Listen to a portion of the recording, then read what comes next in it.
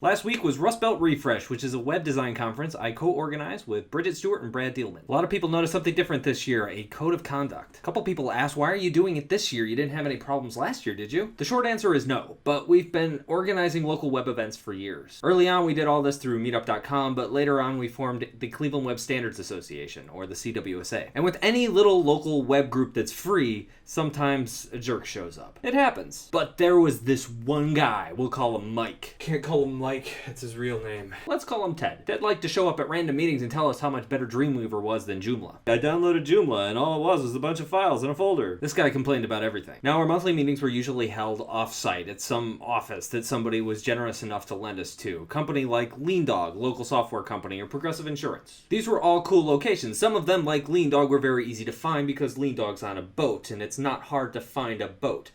But Progressive, it's a campus. Not hard to find the campus, but sometimes hard to find the building you're looking for on the campus. We tell people to just go to the main entrance to the biggest looking building at the end of the parking lot and you'll find someone who can escort you to where you need to go. Because everybody had to wear their little security badges and stuff anyway. Ted felt like our description of how to get to the meeting on the Progressive campus was a little bit vague.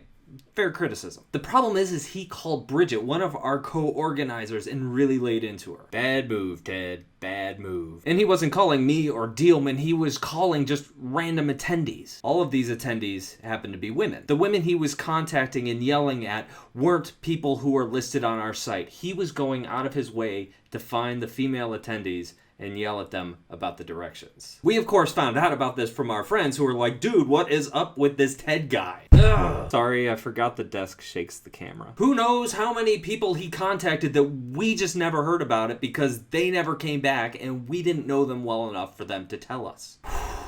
We really had no idea what to do or how to deal with this guy. We were just lucky that he never came back. As we were organizing Rustbelt Refresh this year, one of our speakers, Rachel Neighbor, suggested that we try to get a code of conduct in place. Honestly, this was something we hadn't really put a lot of thought into. After looking at some of the things that other conferences had done, we decided that this makes a lot of sense. Most of these policies have two parts. The parts that you see that say, hey, don't be a jerk. And the other part says, hey, conference organizers, this is how you deal with the Teds of the world. And I kind of wish we had something like this when we were dealing with Ted. Here's what we liked about it. One, it made us organizers more transparent to the people attending the conference. At the CWSA, we didn't have our names listed on the website with our contact information, and we weren't wearing any badges or identification that we were the organizers of the event. In Cleveland, we're lucky that we have a small, tight-knit little community of web designers, so everybody kind of knows everybody else, and you can kind of figure out who the organizers are after a while. A conference like Rustbelt was a completely different animal. There were people coming in from all over the place, and they needed to know who we were and how we could help them. And not just people they could talk to for help about harassment, but people they could talk to about if the coffee was bad or if the sound was wonky or any problem they had with the conference at all. Two, it gave us a clear plan on how to deal with the Teds of the world. The day that your event happens, there are a million things going on and there's a schedule and things you have to adhere to,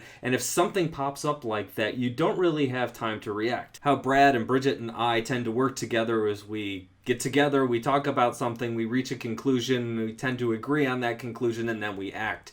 The day of the conference, there's no time to do that. Having the policy in place was one less thing we had to worry about. It forced us to plan ahead, know what we were doing, and that's just good planning. And three, it's just kind of a good vibe. I, for one, was kind of surprised at how many people noticed that we posted it in our footer. We didn't really call it out highly or do a lot of things, but a lot of people noticed it was there and they said, hey, good for you. We also had more women at the conference this year. Now, of course, correlation does not prove causation, but hey, it's still a nice thing to have. But aren't you worried about getting sued? Says the man hiding over there in the corner. If you're worried about lawsuits, do not get into conference organization. Someone could have been allergic to the food. Someone could have fallen down the stairs. There are a lot of things you can be sued over. So that's about it. I'm pretty happy with how the conference turned out as a whole, and it was a lot of fun to do. Enjoyed it tremendously, and hopefully next week I'm going to get back to making my old history videos.